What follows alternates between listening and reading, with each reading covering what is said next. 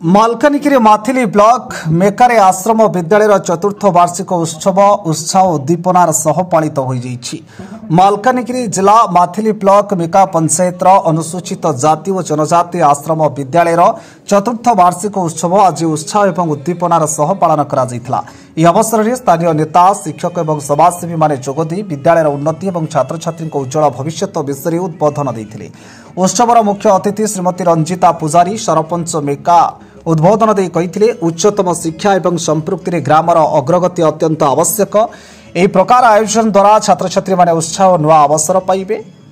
ए उत्सव में सम्मानित अतिथि मानक मध्यरु समाजसेवी सदाशिव पुजारी, प्रधान शिक्षक श्याम सुंदर बारिक, सभापति भीमसेन पुजारी, मेका समिति सभ्य मुक्ता पुजारी, नायब सरपंच पद्मिनी दास, शिक्षक कविराज प्रधान, विजय पात्र, काशी विश्वनाथ सुनामुद्दी, मोहन पांगी, क्षीरोद महांती, प्रसाद नायक और अन्य उपस्थित थे। यह उत्सव मुख्य उद्देश्य होची शिक्षा एवं अग्रगति दिगरे छात्र छात्री को उत्साहित करने। शेष में विद्यालय पक्षर अतिथि मानक सम्मानित करा छात्र छात्री माने विभिन्न सांस्कृतिक कार्यक्रम द्वारा उत्सव को जीवंत कर।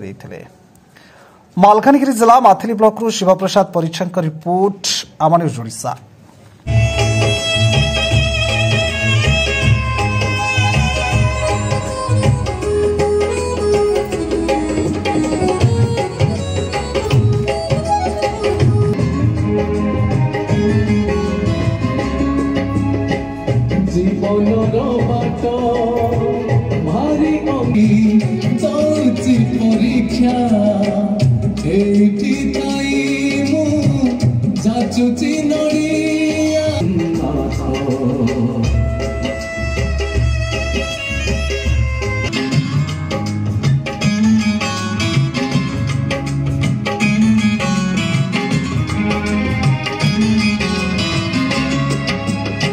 माने आज बड़ बड़ पदवी अधिष्ठित होती सार पाई जोरदार करता दियो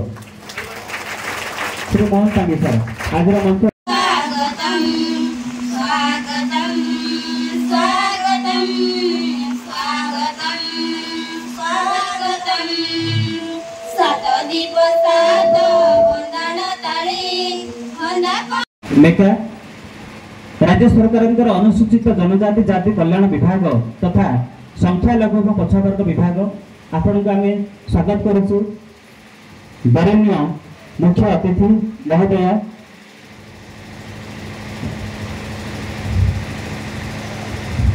श्रीमती वार्षिक उत्सव तथा पीएपी कार्यक्रम अभिभावक अभिभाविका आम अंशदार कार्यक्रम सादर ग्रहण करेंगे एतिक निवेदन रहिबो।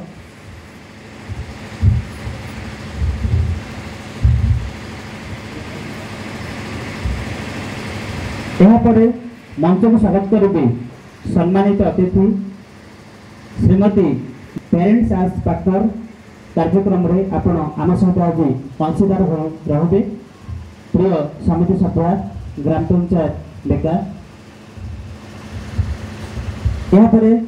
निवेदन करेंगे मंच श्रद्धा एवं अनुरागर जोरदार करताली देवा पिले एवं करताली सरपंच ग्राम पंचायत छात्र छात्री शिक्षक उपस्थित थे। ग्राम पंचायत समस्त आसुवा जनसाधारण कुणी कुणी छात्र छात्री माँ बाबा एवं समस्त ये उपस्थित होती आम सब ये कार्यक्रम उपस्थित होती कहीं गोटे माँ गोटे छुआ को जन्म किना देदेव आम शिक्षा दे पार्बा ना। शिक्षा देवार गोटे गुरुजन दरबार गुरुजन पाखे आम छुआ आम पिला को शिक्षा दे शिक्षा व्यवस्था शिखाइबार अच्छी बोले आम गोटे गुरु विद्यालय छाड़ू आम पिला आम छुआ को नहीं केवल गुरुजन मैंने दायित्व ने आम जन्म पिला देदेव शिक्षा दे पार्बना शिक्षा गुरुजन पाखे छाड़ू आम समाज छाड़ू जहाँ दायित्व बुझार अच्छी केवल गुरुजन मन करेंगे। आज शिक्षक पुणी पुणी छात्र छात्री विद्या शिखबार अच्छी आग को बढ़वार अच्छी बोले गोटे आश्रम थी भल को विद्या शिखिकी भल पाठ पढ़ी भल ना रखिकी किंतु पिला मैंने भल ज्ञान रखा बढ़े बोले अनुरोध समस्त को नमस्कार और धन्यवाद। वर्तमान निवेदन करेंगे जेहेतु ये जो कार्यक्रम द्वितीय पीएपी तथा वार्षिक उत्सव मो ना हूँ सदाशिव पूजारी माथली ब्लॉक रो समाजसेवी। आज मेकाजीपीठार आमे जिणवा आमे जानिबा ये जो प्रोग्राम होची या विषय कौन कह देखंतु आज जो कार्यक्रम है मालकानगिरी जिला माथली ब्लॉक अंतर्गत मेका ग्राम पंचायत रो गोटे सेवाश्रम स्कूल रे चतुर्थ वार्षिक महोत्सव आमे जानिबा आमे जिणिबा जो कार्यक्रम रखिंट विभिन्न प्रकार शिक्षा वर्षर आर्थिक 24 वर्षर जो अध्ययन करी वर्तमान 24 को आसबे 25 को आसबे जो सरकार गोटे निर्देश अच्छी पिला माने केमिति आगो को शिक्षा क्षेत्र उन्नति हो पार एवं जहाँ जहाँ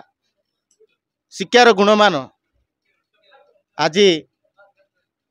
ये जो वार्षिक पालन रे सबु प्रकार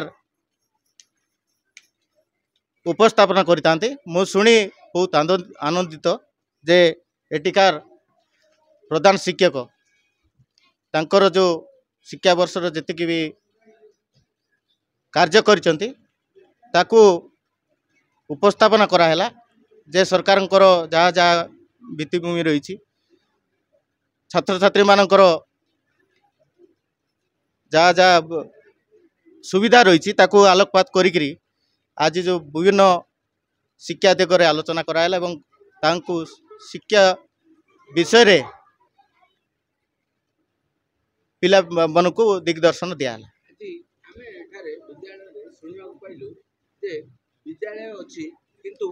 पिला मानकु प्रार्थना करिवा पे गोटे स्थान नाही ते एकत्रित होई गोटे जगह प्रार्थना करिवे या विषय कोन नाई ता पूर्व मध्य आम पदक्षेप नहीं जिते बड़े आम सरपंच यार विभिन्न समय रे दाबी जनाई या आम प्रशासन पाखे लिखित आकार जनईचु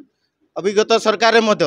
ये जो परिस्थिति जो आश्रम रो जो बहुत पिला अच्छा 265 पखापाखि पिला गर्ल्स एंड बॉयज तेणु आमर दरकार पड़ुची ये मेका ग्राम पंचायत रे जेहेतु ए अंचल आउ एक पदक्षेप निया जाइछि विगत दिन रे मध्य आमे देइछु कलेक्टर को मध्य दियाइछि एवं सरकार को मध्य अवगत करिछु जे 300 विशिष्ट बॉयज हॉस्टल पई मध्य आमे मेका ग्राम पंचायत लागि पड़छु। धन्यवाद सर आम स्कूल जो अव्यवस्था अच्छी ये विषय अपन कौन अच्छा ये विद्यालय प्रधान शिक्षक वर्तमान निकट अतीत आमर PITD सार आसते मुझे अनुरोध करी जे ये पिला मानकर किछि बालक छात्रावास निर्माण निमंते ये छात्रावास निर्माण निमंते PM महोदय तुरंत पदक्षेप नेबे मते प्रतिश्रुति देइछन्ती एवं समस्त भी उपस्थित थिलु समस्त सार आगे कहते से निजे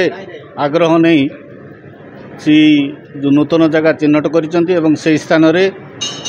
PSH बिल्डिंग निर्माण हम एवं 66 लाख व्यय बराद गोटे हॉस्टल बिल्डिंग हम और छात्रावास परिवर्तन हम। बर्तमान आम विद्यालय 270 जन छात्र छात्री अध्ययन करुँच 243 जन हॉस्टेलर बा बॉर्डर्स एवं 27 जन डे स्कॉलर बा दिवाध्यायी छात्र छात्री अच्छा।